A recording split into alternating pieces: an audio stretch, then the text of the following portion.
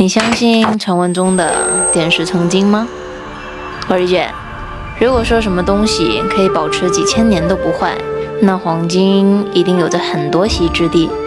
成都金沙遗址博物馆里头的大金面具就保存了近3200年，它是商周时期出土的，保存的最为完整的金面具，也是博物馆里头的镇馆之宝。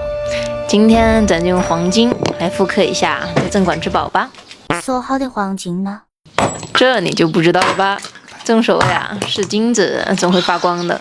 我呢，打算用这些个石头啊，来体会一下古人点石成金的快乐。宋代平州可谈里就记载了可以炼金的方法，把金矿石砸碎就是步骤之一的五砂。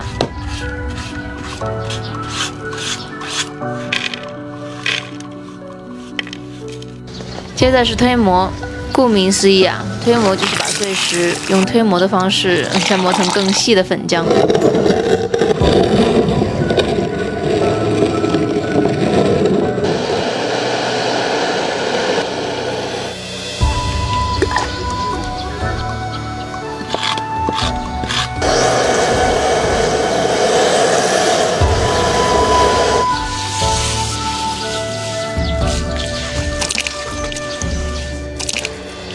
接下来就是整个技艺中最考验技术的一道工序——拉流。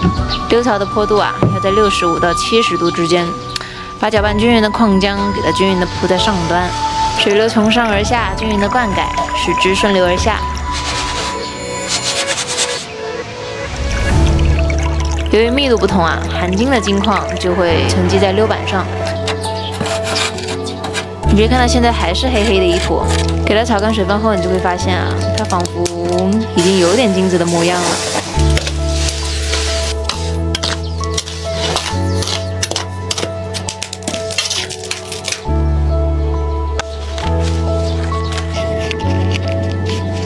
把金矿粉用纸包好后，真正的炼金术才刚刚开始。先用炭火把容器烤红，然后把矿粉包丢入容器内。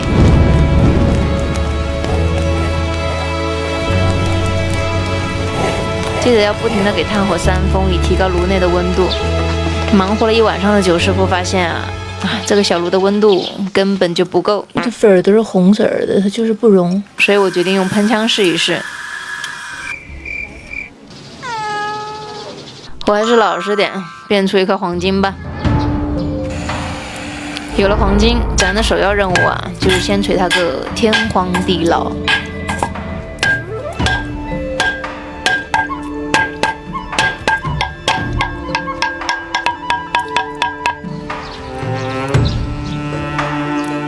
大金面具出土的时候啊，就是皱成一团的，展开之后呢，就有了如皮肤肌理般的褶皱。这里呢，咱也是尽可能的给它还原一下。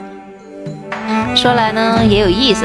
它是博物馆临近开馆前2个月才被发掘出来的文物，当时啊，所有的文物都已经悉数入柜，准备和世人见面了。没曾想，就在最后收尾工作时啊，一个裹满泥土、皱成一团的不起眼的东西，突然就出现在了考古人员眼前。展开一看呢，好家伙，竟然是一件金灿灿的面具。就此啊，国宝级文物大金面具横空出世。